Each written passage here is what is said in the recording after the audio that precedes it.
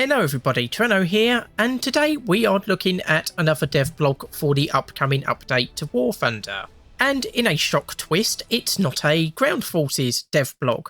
We've actually got something a little bit different today, which is a naval dev blog, which is for the USS Texas BB-35, which is part of the New York class of battleships, making it a successor to the USS Wyoming BB-32 of the Wyoming class, but a predecessor to the USS Nevada BB-36 of the Nevada class, though this appears to be added in a refit state like with the USS Nevada.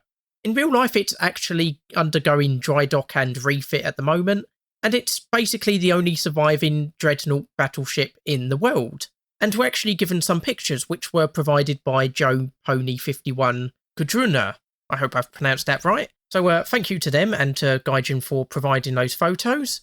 Now, starting off with the main armament, it's armed with the same 14-inch cannons as used on the USS Nevada. And it has 10 of these, but instead of being in 4 turrets like on the Nevada, which had 2 twin turrets and 3 triple turrets, these are all in twin turrets. So you've got 2 towards the bow of the ship, 2 towards the stern, and 1 amidships. Which does provide some advantages because, of course, if you were playing on the Nevada and one of your triple turrets got taken out, that is 30% of your firepower. If the same happens on the Texas, you only lose 20% of your firepower. Though unfortunately, this is 2 less guns than on the Arizona, so it does lack in the offensive department there, but it does benefit from a much better anti-aircraft armament than the Arizona. Moving on to the secondary armament, it's got 6 5-inch guns and 10 3-inch guns. So this is pretty good for against enemy destroyers and smaller patrol craft and the like.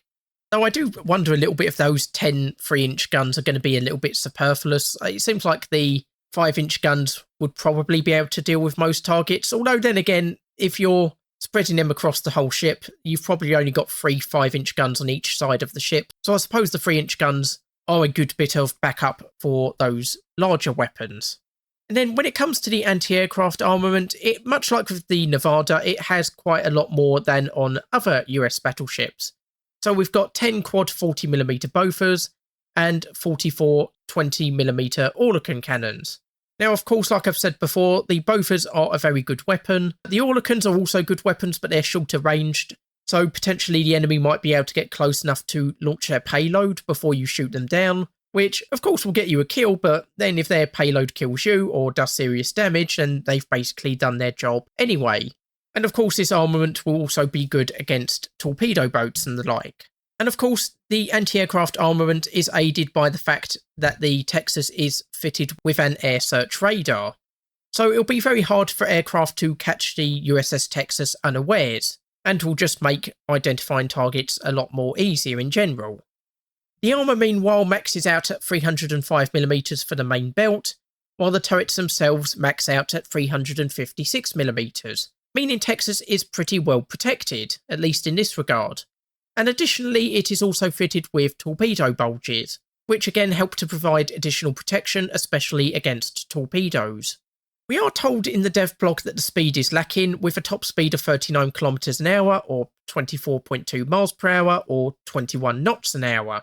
But this is still half a knot faster than the USS Nevada and USS Arizona. It's the same speed as the USS Wyoming, and only half a knot slower than the USS North Dakota. So this is still on the faster side of US battleships, though admittedly it is a little bit slower than some other nations' battleships, but not drastically so in most cases. Lastly, the crew complement is 1,810 sailors, which is far more than most other Tier 5 US vessels except for the USS Nevada with 2,238 sailors and USS Alaska with 1,979, meaning Texas will be very hard to take down from crew losses alone, which will make this a rather durable ship. So overall, this does seem a very good addition to the US naval tech tree. It's always good to see more battleships. As for where it will go, I suspect it could go between the USS Wyoming and USS Nevada, probably at 6.7 like with those vessels, because, like I say, it has the main armament as the USS Nevada, although potentially it could go after USS North Dakota, because, let's be honest, the middle line is getting rather full of 6.7 battleships at the moment, so it might be a good idea to spread some of those battleships around a little bit. So yeah, like I say, I think this is a very good addition to the US naval tech tree. So anyway, just a quick video for today. Hopefully you've enjoyed it. I've been Tyranno, and I'll see you next time.